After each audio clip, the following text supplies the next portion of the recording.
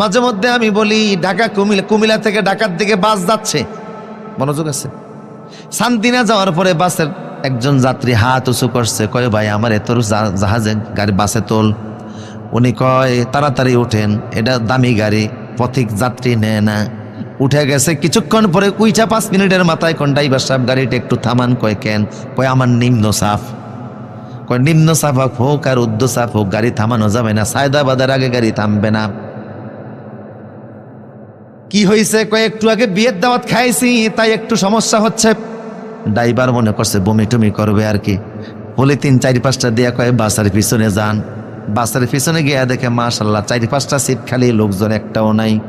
মনে মনে কয় আল্লাহ কি সুন্দর ব্যবস্থা, পলিথিনের মধ্যে আনলোড কইরা। এখন কয় এমন পলিথিন যদি গাড়ির ভিতরে রাখি, যাত্রীরা দেখলে, কন্ট্রাক্টর দেখলে 14 গোষ্ঠী উদ্ধার করবে, রাস্তার মধ্যে ফেলে দিলে পাবলিক গালিগালাজ করবে। এত বোকামি করা ঠিক হবে না।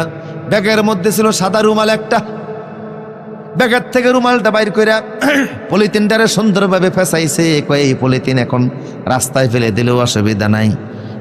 এখন পলিথিন দেখা যায় না, চারদিকে সাদা রুমাল। রুমালটা দইরা বাসের জ্বালানা কইলা নিচের মধ্যে ফেলে দিয়েছে।